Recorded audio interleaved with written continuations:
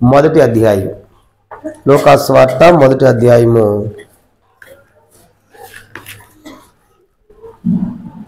26 నుంచి 38 వచనాలు మరోసారి చదువుకుంటాము. లూకాసు వార్త మొదటి అధ్యాయము 26 నుంచి 38 వచనాలు మార్చి మనం చదువుకుంటాము.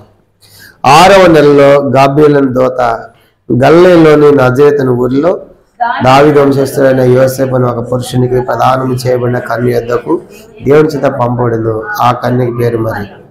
ఆ దూత లోపలికి వచ్చి ఆమెను చూచి, దయాప్రాప్తురాల, నీకు శుభము, ప్రభు నీకు తోడే అన్నాడని చెప్పాను. ఆమె ఆ మాట బాగా తొందరపడి ఈ శుభవచనం ఏమిటో అని ఆలోచించుకొంచుండగా దూత, మరియా, భయపడకము, దేవుని వల్ల నీవు కృప పొందితి. ఇదిగో నీవు గర్భము ధరించి కుమారుని కని ఆయనకి యేసు అని పేరు పెట్టెదవు. ఆయన గొప్పవాడే, సర్వోన్నతుడు కుమారుడు అనబడును. ప్రభు అయిన దేవుడు ఆయన తండ్రి దావీదు సింహాసనం ఆయనకి ఇచ్చెను. ఆయన యాకోబు వంశస్థులను యుగయుగములు ఏలును. ఆయన రాజ్యము అంతము లేనిదై ఉండదని ఆమెతో చెప్పాను. సరియా, నేను పురుషుని ఎరగని దాన్ని ఇది ఎలా జరిగిందని దూతతో అనగా, దూత పరిశుద్ధాత్మ నీ మీదకి వచ్చును, సర్వోన్నత శక్తి నిన్ను కమ్ముకొను గనుక పుట్టబో శిశు పరిశుద్ధుడై దేవుని కుమారుడు అనబడును. మరి నీ బంధువురాలు ఎలిజబెత్ కూడా తన వృద్ధాప్య మందు కుమారుని కని గర్భము ధరించి ఉన్నది. గొడ్డాలు పడిన ఆమెకు ఇది 6వ మాసం. దేవుడు చెప్పిన ఏ మాట నిరర్ధకము కానేరదని ఆమెతో చెప్పాను. అందుకు మరి 5వ ప్రభు దాసరాలను నీ మాట చొప్పున నాకు జరుగునుగా కానీ అంతటా ఆ దూత ఆమె వద్దండి వెళ్ళింది. లూకాసు వార్త 2వ అధ్యాయము 33, 34, 35 వచనాలు కూడా మనం చదువుకుంటాం. లూకాసు వార్త 2వ అధ్యాయము 33. యోసేపును ఆయన తల్లియు ఆయనను గూర్చి చెప్పబడిన మాటలు విని ఆశ్చర్యపడిరి. సిమియోను వారిని దీవించి, ఇదిగో అనేక హృదయాలోచనలు బయలుపడినట్లు ఇశ్రాయేలులో అనేకులు పడుటకును తిరిగి లేచుటకును వివాదాస్మైన గుర్తుగా ఈయన నియమింపబడి ఉన్నాడు. మరి నీ హృదయంలోనికి ఒక ఖడ్గము దూసుకొని పోవును ఆయన తల్లి అయిన మరియతో చెప్పాను. గమనించామంటే 2వ అధ్యాయము మరొక మాట కూడా చదువుదాము. 18వ వచనం, లూకాసు వార్త 2వ అధ్యాయము 18, 19 వచనాలు కూడా. గొర్రెల కాపర్లు తమతో చెప్పిన సంగతులన్నీ గూర్చి విన్న వారందరికీ మిక్కిలి ఆశ్చర్యపడి, అయితే మరి ఆ మాటలన్నీ తన హృదయంలో తలపోసుకొని భద్రము చేసుకొనిను. చాలు. ప్రభు ఈ వాక్యాలు దీవించి మన అందరితో కూడా మాట్లాడును గాక. ప్రభు యొక్క బలలో యోగ్యంగా పాల్గొనకపోవడము మనం చదివేటువంటి వాక్య భాగంలో మరి మరియను గుర్చే సందర్భాలు మనం చూస్తూ ఉన్నాం. కానీ ఉదయకాలం కూడా మరియా ఆరాధన మనం చూస్తూ వచ్చాము. కనుక ప్రభుని ఎలాగ ఆరాధించిందో, ఎందుకు ఆరాధించిందో, ఆమె జీవితంలో ఎలాంటి మేలు పొందిందో కూడా మనము చూస్తూ వచ్చాము. ఈ సమయంలో మరియ జీవితంలోంచి మరికొన్ని ప్రాముఖ్యమైన విషయాలు మనం చూడబోతున్నాం.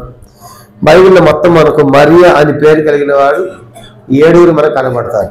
బైబిల్లో మరియా అని పేరు కలిగిన వారు 7 ఉన్నారు. వాళ్ళలో మనకు బాగా తెలిసిన మరియా యోసేపు భార్య, మరి యేసు తల్లి అనే మరియగా మనం ఎరుగుదాం. మగ్దలేన మరియా అనే ఆమె కూడా ఉంది. ఇలాగా క్లోపా భార్య అనే మరియా, ఇలాగ మొత్తం మనకు 7 మంది కనబడతారు.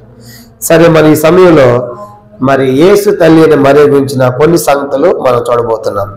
ఇప్పటికే మనం మనం అనేక సంగతులు చూసాము. ఈ సమయంలో మరియలోంచి కొన్ని సంగతులు, మరియను దేవుడు ఎన్నుకోవటానికి ఆ దినాల్లో ఆమె ఎలా జీవించిందని చెప్పడానికి కొన్ని సంగతులు చూద్దాం. మొదటిది లూకాసు వార్త 1వ అధ్యాయం. చూడండి ఆమె జీవితం ఎలా ఉందంటే 27వ వచనం. లూకాసు వార్త 1వ అధ్యాయము 27వ వచనం. దావీదు వంశస్థుడైన యోసేపు అనే ఒక పురుషునికి ప్రదానం చేయబడిన కన్యక యొద్దకు దేవుని చేత పంపబడి, ఆ కన్యక పేరు మరియా.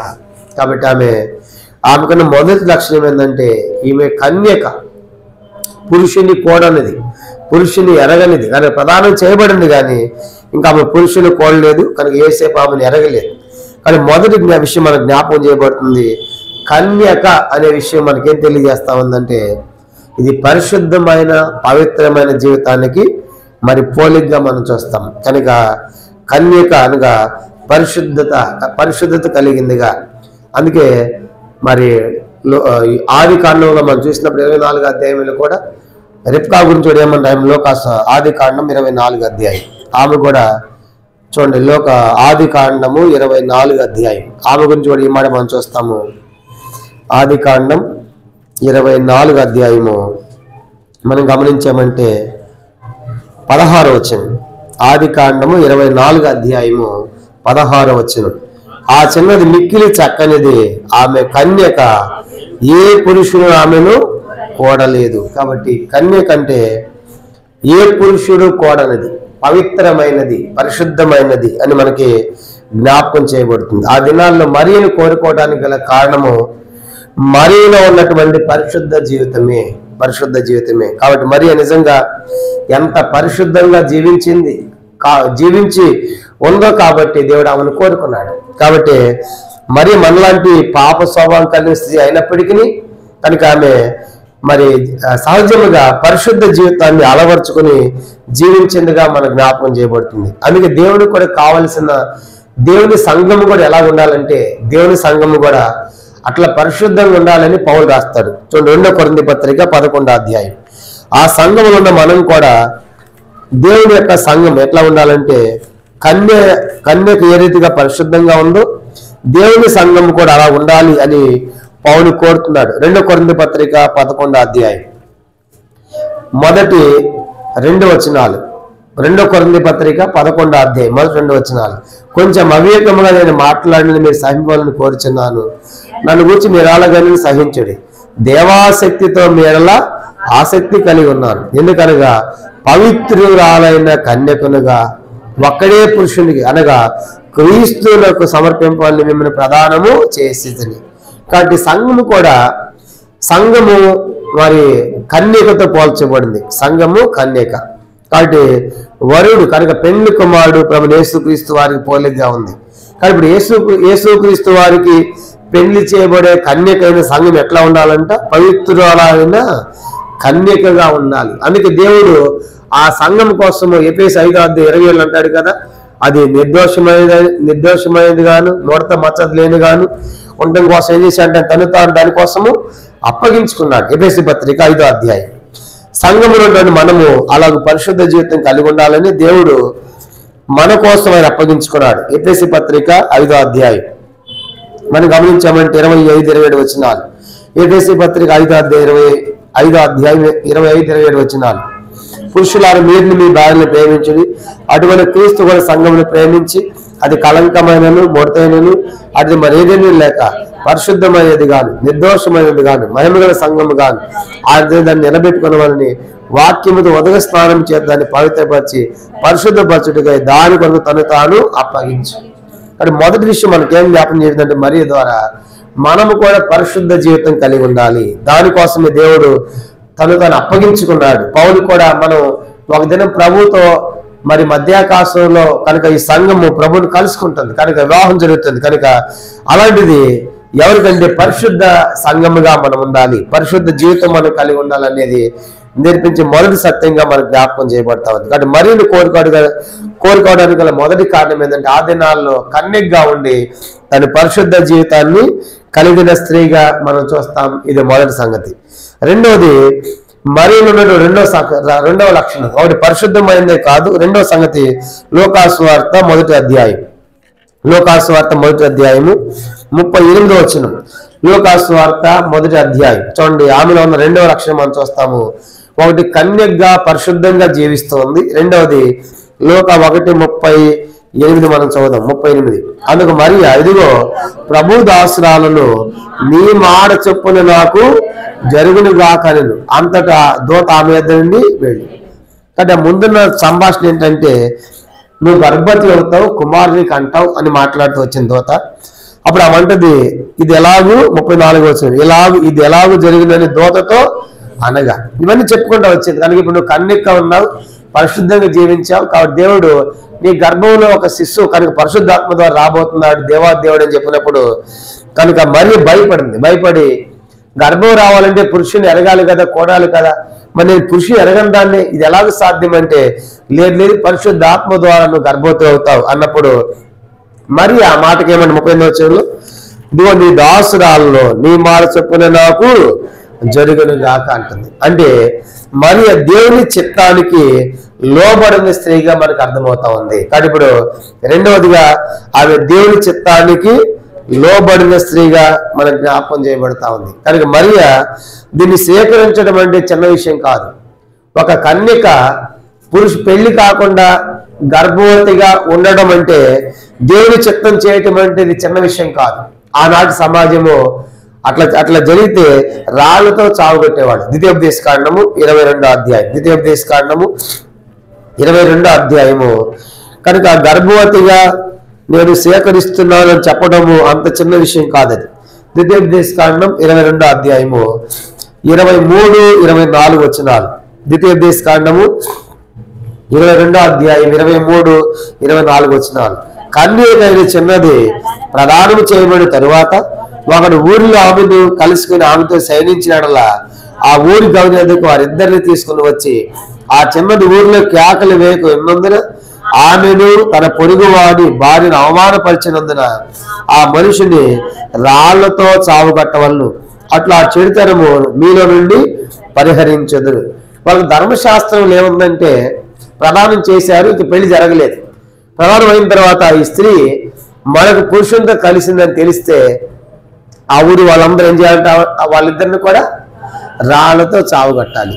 కానీ ఇప్పుడు మరియ గర్భవతి అయింది. దేవుడు దూత చెప్పింది, నువ్వు గర్భవతి అవుతుంది పురుషుని ఎరిగి కాదు, కనుక తప్పు చేసి కాదు, కానీ నువ్వు గర్భవతి అవుతావు పరిశుద్ధాత్మ ద్వారా అంటే సరే అని చెప్పి చెప్పడం అంత చిన్న విషయం అంటారా? మరి గర్భవతి అయింది, 6వ నెల 7వ నెల వస్తా ఉంది, కనుక గర్భం పెరుగుతా ఉంది, జనాలు చూస్తూ ఉన్నారు. ఏం మరి గర్భం అంటే ఆ దేవుడు నా లోపల జన్మిస్తాడంటే ఆ భక్తులు బయలుదేరినవలే అని చెప్పేసి ఎన్ని నిందలు వస్తాయి, ఎన్ని అపహాస్యాలు చేస్తారు. అంటే మా దేవునికి ప్రత్యక్షమయ్యాడు, దేవుడికి చెప్పాడు అని ఇలాంటి నిందలు ఎన్ని భరించాలి. అంత మాత్రమే కాదు, పెళ్లి కాకుండా గర్భవతి అయిందని తెలిసిందనుకోండి, ఇప్పుడు కుటుంబీకులను నమ్ముతారా? ఎంత కష్టమైంది ఇది. కాబట్టి ఎందుకంటే ఇది మానవ సమాజానికి అతీతమైంది. కానీ కదా గర్భం రావాలంటే పెళ్ళి అయ్యే ఉండాలి కదా. కానీ పెళ్లి కాకుండా నువ్వు గర్భవతి దేవుడు నాకు ప్రత్యక్షమయ్యాడు దోత చెప్పిందంటావంటే ఆనాటి సమాజానికి ఎన్ని సవాళ్లు మరీ ఎదుర్కొని ఉండాలి, ఎన్ని నిందలు ఎదుర్కొని ఉండాలి, ఎన్ని కష్టాలు ఎదుర్కొని ఉండాలి, ఎన్ని బాధలు ఎదుర్కొని ఉండాలి.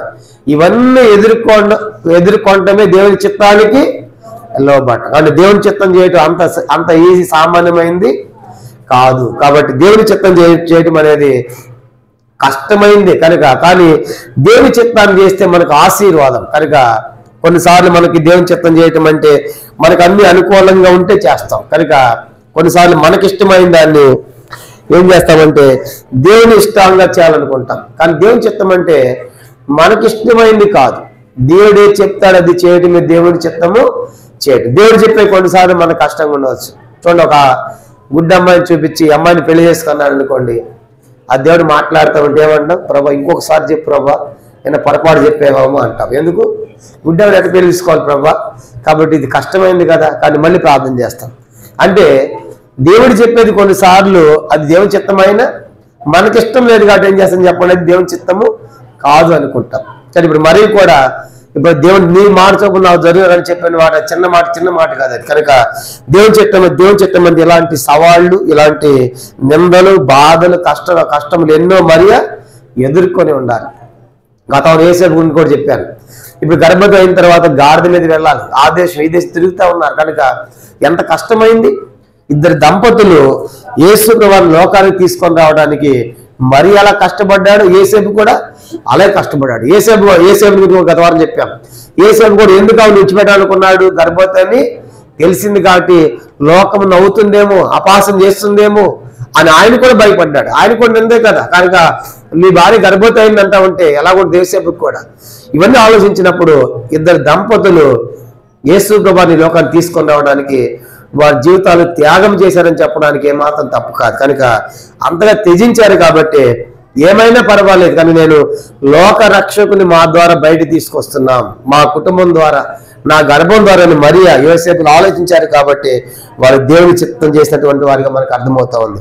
అందుకే మొదటి యోహాను పత్రిక 2వ అధ్యాయం 15-16 వచనాల్లో చివరలో రాయబడింది, దేవుని చిత్తము జరిగించేవాడు నిరంతరము నిలుచులని చూస్తాం. కాబట్టి రెండవదిగా మరియ దేవుని చిత్తాన్ని జరిగించిన స్త్రీగా మన జ్ఞాపకం చేయాలి. మొదటిది పరిశుద్ధమైన స్త్రీ, రెండవదిగా దేవుని చిత్తాన్ని జరిగించినది. మూడవది అపోస్తుల కార్యములు మొదటి అధ్యాయం.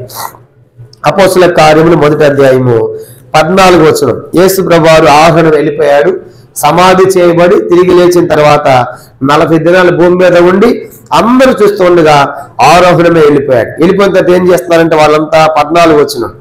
అపోస్తుల కార్యం 1:14. వీరందరూ వీరిలో కూడా కొందరు స్త్రీలను యేసు తల్లి అయిన మరియయు ఆయన సహోదరులు ఏక మనస్సుతో ఎడతెగక ప్రార్థన చేయుచుండేది. కాబట్టి ఈ గుంపులో ఎవరున్నారంట?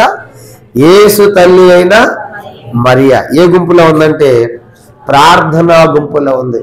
ఆనాటి యెరూషలేములో మొదటి సంఘములో ఉన్న స్త్రీ ఎవరంటే మరియ. కాబట్టి యేసు తల్లి అయిన మరియ ఇప్పుడు ఆయన అప్పుడు దాకా కుమారుడు అని అనుకోలేదు, ఆమెకు తెలుసు ముందే. కాబట్టి దోత చెప్పింది, నీ హృదయంలో కటకం దూసుకొని పోతా ఉందని చెప్పింది. పుట్టబోసేసి నీ కుమారుడు కాదు కనుక పరిశుద్ధ దేవుని కుమారుడు అనబడతాడు. ఇవన్నీ తెలిసిన తర్వాత యేసు వెళ్ళిపోయిన తర్వాత మరియ కూడా ఇప్పుడు ఆ ప్రార్థన గుంపులో ఉన్నట్టుగా మనం చూస్తాం. కాబట్టి అప్పుడు దాకా ఏదో దండ్యాలు అయిపోయాను కదా కనుక యేసు వెళ్ళిపోయాడు నాకెందుకు అనుకోకుండా ఏం చేసిందంటే వాళ్ళందరితో కలిసి ప్రార్థన గుంపులో ఉందంటే మరియ ఎలాంటిదంటే ప్రార్థనా పరురాలు. మూడోది ఏంటంటే మరియ ప్రార్థనా పరురాలు. కనుక ఆ గుంపుతో కలిసి తన ఇంటికి వెళ్ళిపోలేదు, కానీ వాళ్ళందరితో కలిసి వాళ్ళ ఒక సంఘంకి ఏర్పడతారు. తర్వాత ఆ సంఘములో కూడా యేసు తల్లి అనే మరియ ఉందంటే ఎంత అద్భుతం.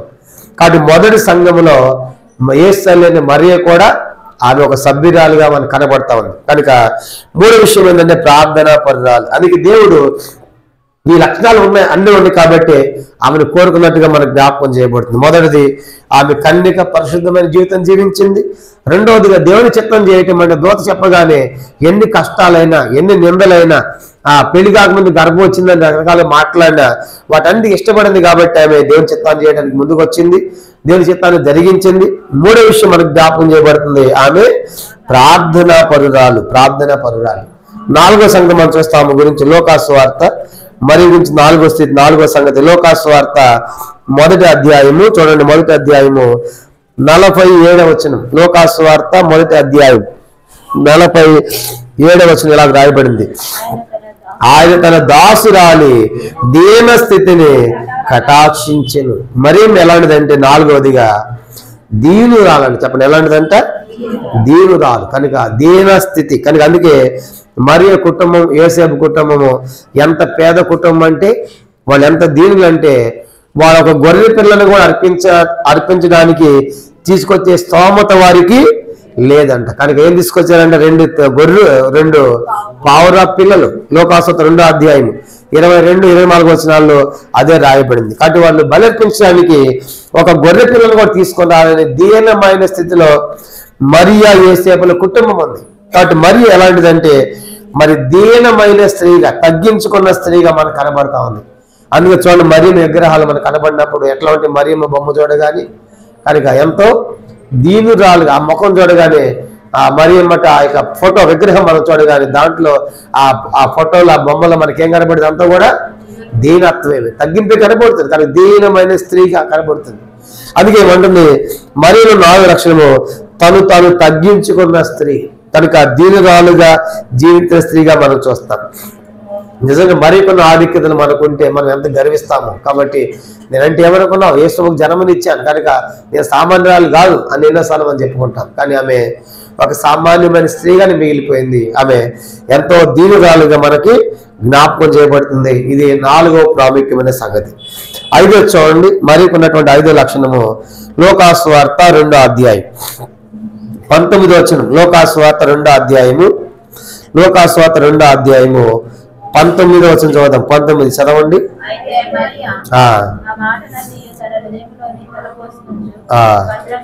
కానీ ఇప్పుడు యేసు ప్రభువు చెప్పబడిన మాటలన్నీ కూడా మరి ఏం చేస్తుంది? హృదయంలో తల పోసుకుంటూ భద్రం చేసుకుంటా ఉంది. గొర్రె కాపర్లు వచ్చారు, ఆ సంగతులు చూసింది. దూత చెప్పింది, ఆ సంగతులు చూసింది. కనుక తర్వాత సుమియోను చెప్పాడు 2వ అధ్యాయంలో 2వ అధ్యాయం 34వ వచనంలో సుమియోను వారిని చూసి వారిని దీవించి, ఇదిగో అనేక హృదయాలోచనలు బయలుపడినట్లు ఇశ్రాయేల్ అనేకులు పొంటకును తిరిగి లేచుటకును వివాదాస్పమైన గుర్తుగా ఈయన నియమబడి అన్నాడు. 30 చదవండి. మరియు నీ హృదయంలోనికి ఒక ఖడ్గము దూసుకొని పోవడని ఆ తల్లిని మరితో చెప్పి. ఏంటి ఖడ్గం దూసుకొని పోవటం అంటే?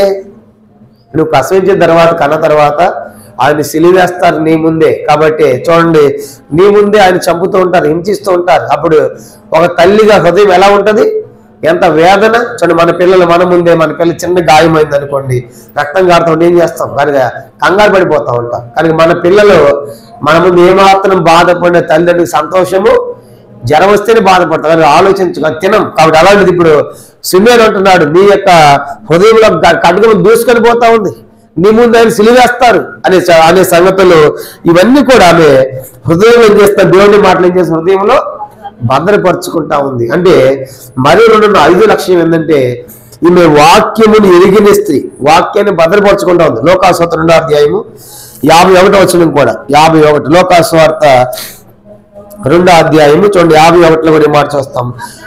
అంతటా ఆయన వారితో కూడా బయలుదేరి నజరేతుకు వచ్చి వారికి లోబడి ఉండెను.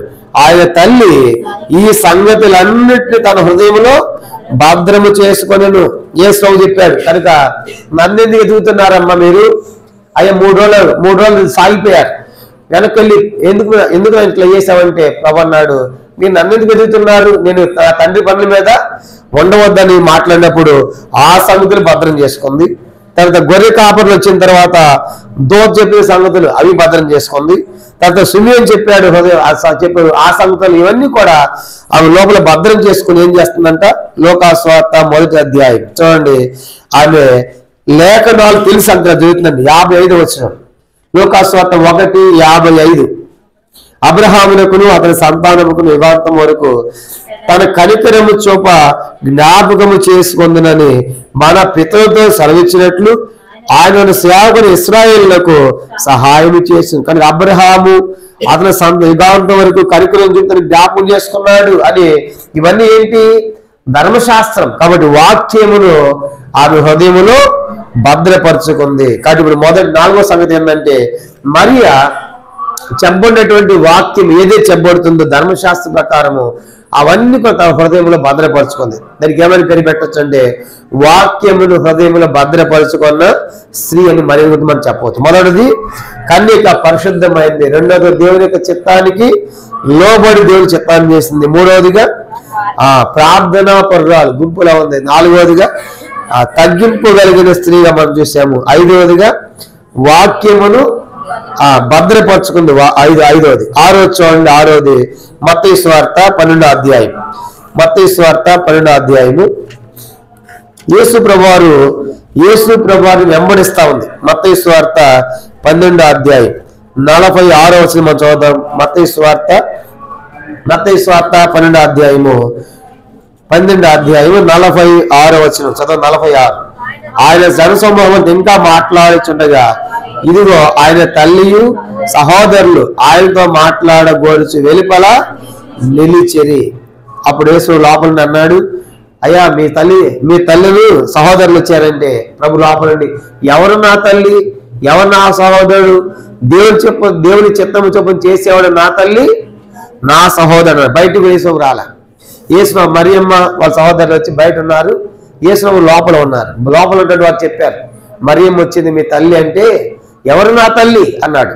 అంటే ఇక్కడ మనకి ఏం జ్ఞాపకం చేయబడిందంటే యేసు వారు ఎక్కడ పోతా ఉంటే మరి కూడా అక్కడ వెళ్తా ఉంది. కనుక ఇప్పుడు ఈ సందర్భంలో మనం మరీ కనపడుతుంది. తర్వాత యోహాను సువార్త 2వ అధ్యాయంలో కూడా ఒక పెళ్లి ఉంది. ఆ పెళ్లికి యేసు అని పిలిచారంటే మరీ కూడా వచ్చినట్టు మనం చూస్తాం. యోహాను సువార్త 2వ అధ్యాయం చూడండి, అక్కడ కూడా మనం చూసామంటే అంటే యేసు వారు ఎక్కడికి పోతా ఉంటే మరీ కూడా అక్కడికి వెళ్తే ఆయన వెంబడిస్తుంటే మనం చూస్తాం. యోహాను సువార్త 2వ అధ్యాయము మనం గమనించామంటే 1వ వచనం, 3వ దినమున గలిలలోని కానాను ఊరిలో ఒక వివాహం జరిగను.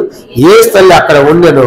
యేసును ఆయన శిష్యులను ఆ వివాహమునకు పిలువబడింది. తర్వాత ద్రాక్షారసం అయిపోయినప్పుడు యేసు తల్లి వారికి ద్రాక్షారసం లేదని ఆయనతో చెప్పగా యేసు ఆమెతో, అమ్మ నాతో నీకేమి పని, నా సమయం ఇంకాను రాలేదు. ఇక్కడ మనం గమనించామంటే యేసు ప్రభువారితో పాటు మరినట్టుగా మనం చూస్తాం. కనుక యేసు ప్రభువారితో అంటే యేసు ప్రభువారు ఎక్కడికి పోతా ఉంటే మరి కూడా అక్కడికి వెళ్తున్నట్టుగా మనం చూస్తాం. మార్కు సువార్త 16వ అధ్యాయం, మార్కు సువార్త 16వ అధ్యాయము మొదటి వచనం. మార్కు సువార్త 16వ అధ్యాయము, మార్కు సువార్త 16వ అధ్యాయం మొదటి వచనం. విశ్రాంతి దినం గడిచిపోగానే మగ్దలైన మరియు యాకోబు తల్లి అయిన మరియు సొలొమి వచ్చి ఆయనకు పోయి వాళ్ళని సుగంధ ద్రవ్యములు కొనిరి.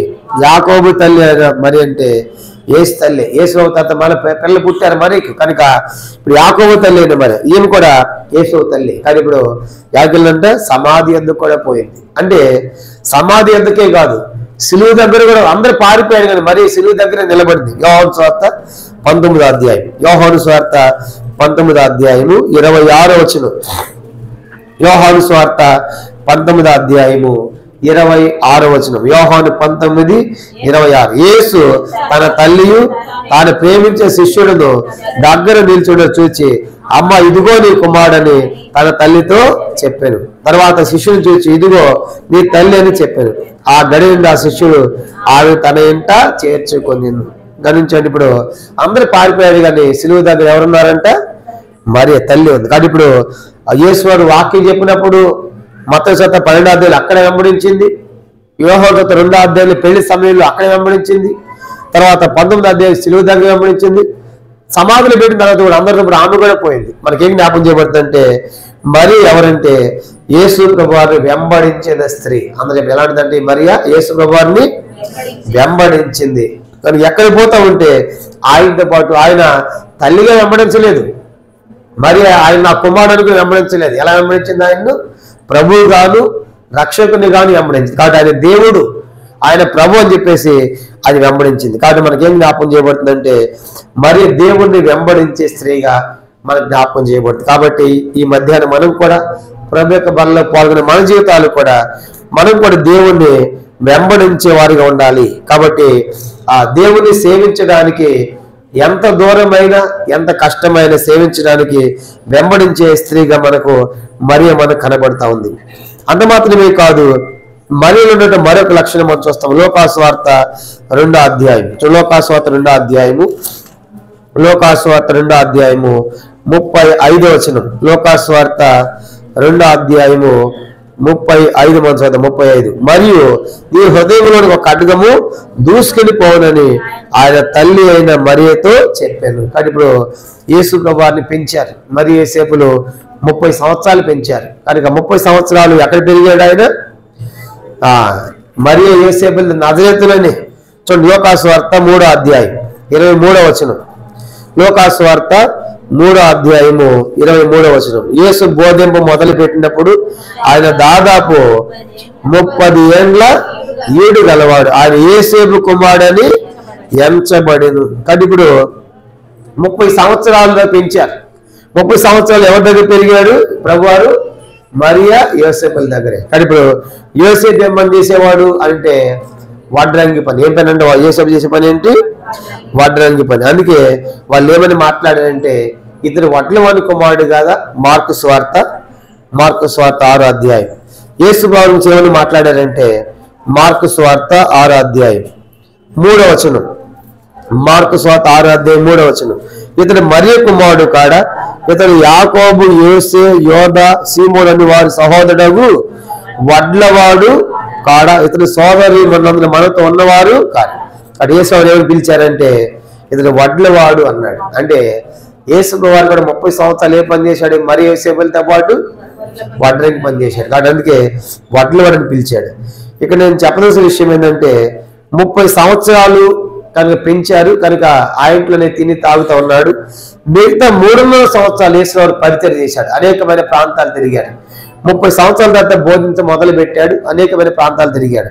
ఇప్పుడు 30 సంవత్సరాలు 30 సంవత్సరాలు వారి గర్భములో మరియమ్మ గర్భములో నుంచి బయటకు వచ్చి 30 సంవత్సరాలు ఎదిగినటువంటి కనుక కుమారుడు కనుక ఎదురుగా చంపబడతా ఉంటే ఎలా ఉంటుంది ఊహించండి.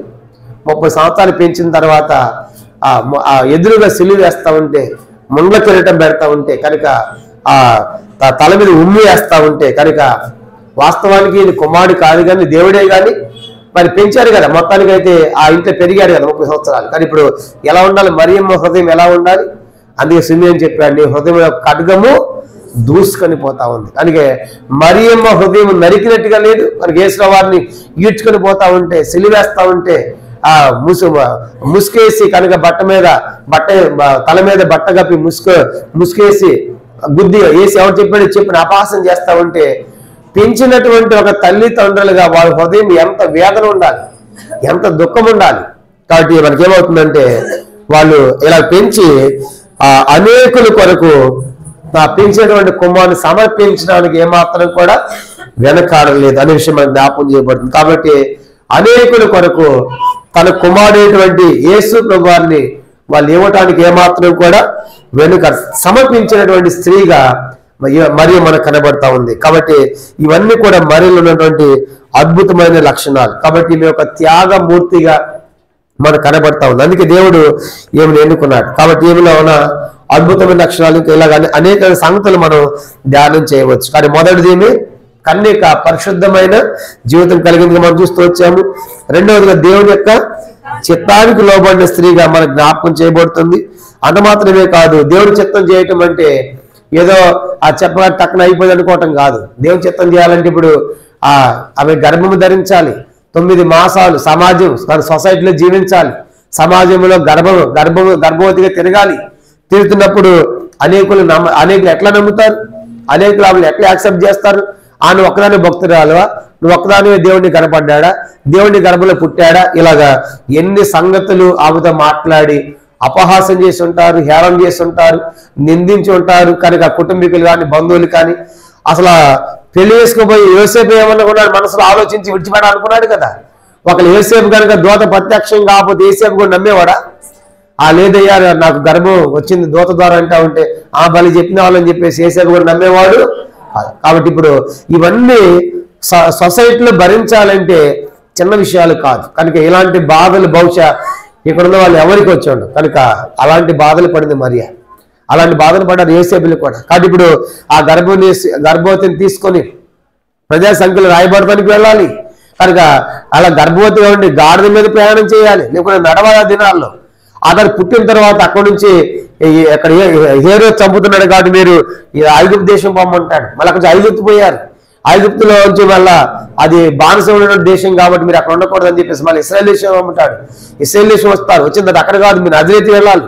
ఇవన్నీ కూడా గర్భవతిగా ఉండి చిన్న శిశువును వేసుకుని తిరగటం అంటే యోసేపు మరియలు ఆలోచించండి. వారి జీవితాలు దేవుని కోసం ఎంతగా త్యాగం చేశారు, ఎంతగా సమర్పించుకున్నారు. కాబట్టి ఈ మాటలతో చెప్పుకుంటున్నాం, కానీ ఇవి కార్యాచరణగా ఆలోచించినప్పుడు ఇవి మనకు ఎంతో కష్టమైన సంగతులు. చూడండి, మనకి కాస్త చలి అయితే మందిని మానేస్తాం, చలి ఎక్కువగా ఉందాం పెదండి. వాడి చలికాలం ఒక దేశం ఇంకో దేశం పోవాలి, చిన్నపిల్ల వాడిని వేసుకుని గాడిద మీద. కనుక దేశాలు తిరగాలి, ఆలోచించండి. కాబట్టి ఎంత సమర్పణ లేకపోతే, ఎంత త్యాగము లేకపోతే వాళ్ళు ఇష్టపడి ఉంటారు ఇవన్నీ చేయడానికి. కాబట్టి మనం పాట పాడదామంటే నిలబడం. కనుక పాట 5 నిమిషాలే కూర్చోడానికి మనకి ఎంత కష్టం. 5 నిమిషాలు పాడి నిలబడటానికి కూడా నిలబడరు కొంతమంది. ఎందుకు? కాళ్ళు పట్టేసినట్టు 5 నిమిషాలకి అంత కష్టం అయితే ఒక దేశం నుంచి మరొక దేశం నడవాలంటే ఎట్లా ఉంటుందో ఊహించండి. కాబట్టి ఎన్నో సత్యాలు మనం వింటున్నాం, కానీ మన జీవితం అభ్యాసం కావటం ఇవన్నీ కూడా. కాబట్టి అలాంటి పరిశుద్ధ జీవితం కానీ దేవుని చిత్తం చేయటం అంటే అసలు ఈ దినాల్లో దేవుని చిత్తం చేసేవాళ్ళే లేరు. ఒక మాట చెప్పాలంటే ఎవరికి ఇష్టమైన వాళ్ళు చేస్తూ ఉన్నారు, మనకి ఇష్టమైతే అలా చేసేయటమే. కాబట్టి పెళ్ళైనా సరే, ఇంకో మన సొంత పని ఏదైనా సరే దేవుళ్ళ కనిపెట్టి ప్రభా ఇది అవునా కాదా, నీ చిత్తమా కాదా, చేయాలా వద్దని అడిగేవాళ్ళు లేరు. కాబట్టి ఎట్లయిపోయిందంటే మనకి ఇష్టమైతే చాలు, మన ఇష్టమే దేవుని చిత్తం అయిపోయింది.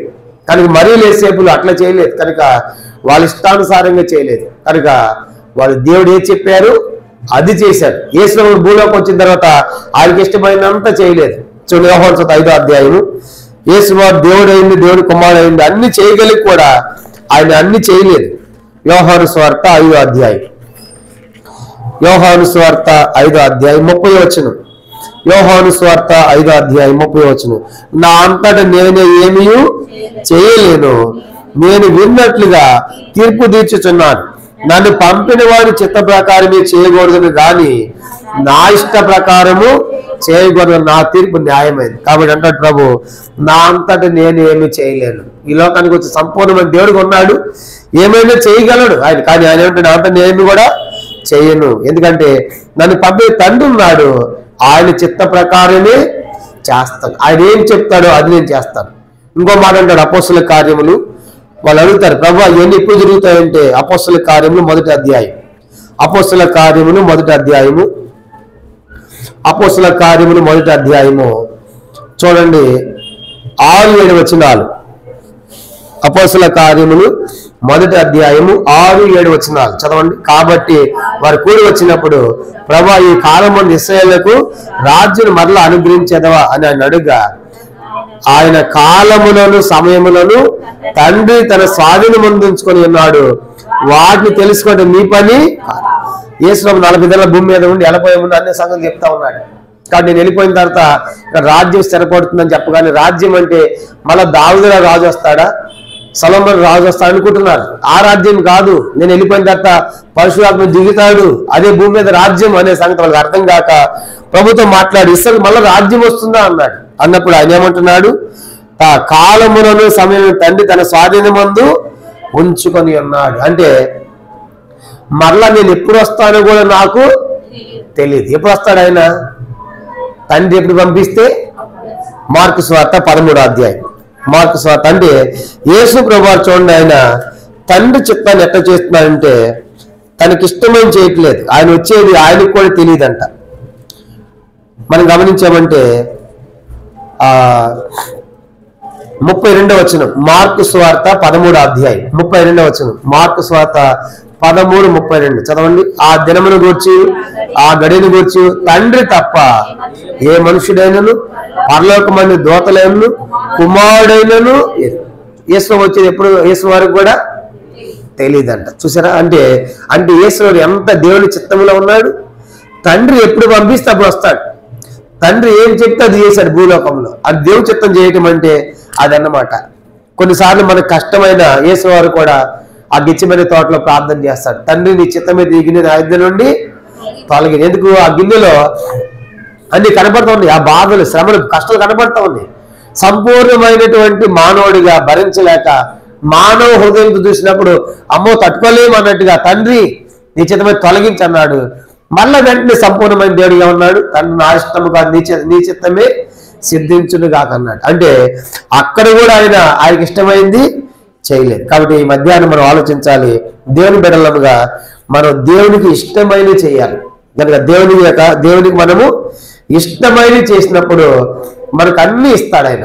ఎందుకు ఈనాడు మనకు అనేకమైన సమస్యలు, అనేకమైన కష్టాలు అంటే మనం దేవుని చిత్తాన్ని చేయటం లేదు. మొదటి యోహాను పత్రిక 3వ అధ్యాయం చూడ. మొదటి యోహాను పత్రిక 3వ అధ్యాయము. ఆయన దృష్టికి మనం ఇష్టమైన చేస్తే మనకు అన్ని ఇస్తాడు. మొదటి యోహాను పత్రిక 3వ అధ్యాయం 22వ వచనం. మొదటి యోహాను పత్రిక, యోహాను రాసిన మొదటి పత్రిక 3వ అధ్యాయం 22. మరియు మనం ఆయన ఆజ్ఞను గైకొనుచు ఆయన దృష్టికి ఇష్టమైనవి చేయుచున్నాము గనుక మనమేమి అడిగినను అది ఆయన వల్ల మనకు దొరుకును. కాబట్టి మనం ఆయన ఆజ్ఞలు పాటిస్తా, వాక్య ప్రకారం జీవిస్తా, ఆయన దృష్టికి ఇష్టమైనవి చేసామనుకోండి, ఏది అడిగిన ఏం చేస్తున్నట్టు మనకి దొరుకుతుంది. కాబట్టి మనం ఆయన ఆజ్ఞలు పాటించము, ఆయనకి ఇష్టమైనవి చేయము, కాబట్టి మనమేమి పొందుకోలేకపోతున్నాం. చూడండి, కాబట్టి మధ్యాహ్నము మరీ లేసేట్లు ఎలాంటి వారంటే దేవుని యొక్క చిత్తాన్ని జరిగించిన వారు. కాబట్టి పరిశుద్ధమైన జీవితం జీవించింది, దేవుని చిత్తాన్ని చేసింది, ప్రార్థనా పరురాల్లాగా ఆ మొదటి సంఘం ఏర్పడక ముందు ఆ గుంపులో ఉంది. తర్వాత వారి తగ్గింపగలిగినటువంటి స్త్రీగా, దీనురాలుగా మనం చూస్తాము. తర్వాత వాక్యాన్ని భద్రపరుచుకున్న స్త్రీగా జ్ఞాపకం చేయబడుతుంది. తర్వాత దేవుణ్ణి ఆమె గర్భంలో వచ్చినప్పటికి కూడా యేసు కుమారుని వెంబడించే స్త్రీగా మనకు కనబడుతుంది.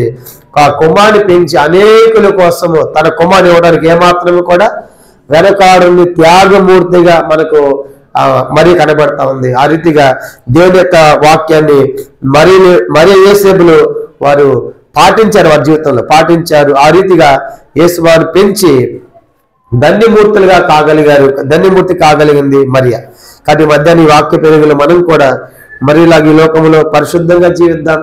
రెండవదిగా దేవుని యొక్క చిత్తాన్ని జరిగించే వారిగా, మూడవదిగా మరి ఇలాంటి ప్రార్థనా జీవితాన్ని కలిగి, నాలుగవదిగా తగ్గించుకునే వారిగా, ఐదవదిగా దేవుని యొక్క వాక్యాన్ని హృదయంలో చెప్పిన వాక్యాన్ని హృదయంలో మనం భద్రపరచుకోవాలి. కనుక భద్రపరచుకోవాలి. అంత మాత్రమే కాదు, మరి దేవుని వెంబడించాలి. దేవుని యొక్క వాక్యాన్ని భద్రపరచుకుని దేవుని మనం వెంబడిస్తూ చివరికి అనేకుల కొరకు మనము సమర్పించిందాం. తన కుమారుని అనేకుల కోసం సమర్పించింది. కనుక ఆ రీతికి మనం కూడా దేవుని కొరకు సమర్పించుకునే వారిగా ఉండాలి. కాబట్టి ఎన్నోసార్లు దేవుని యొక్క వాక్యం వింటున్నాం కానీ అది మన హృదయంలో భద్రం కావడం లేదు. కాబట్టి అది బయటకు వెళ్ళిపోతా ఉంది. విన్న వాక్యము విన్నట్టుగా బయటికి వెళ్ళిపోతే మనం ఫలాలు ఫలించలేము. లోకాసు వార్త 8వ అధ్యాయము ఆ మాట చదువు ముగిద్దాము. లోకాసు వార్త మనం ఫలించాలంటే దేవుని యొక్క వాక్యము అది ఒట్టిగా అలా వెళ్ళిపోకూడదు. లోకాసు వార్త 8వ అధ్యాయం మనం గమనించామంటే ఒక మాట రాయబడింది. లోకాసు వార్త 8వ అధ్యాయము 15వ వచనం. లోకాసు వార్త 8వ అధ్యాయం 15వ వచనం.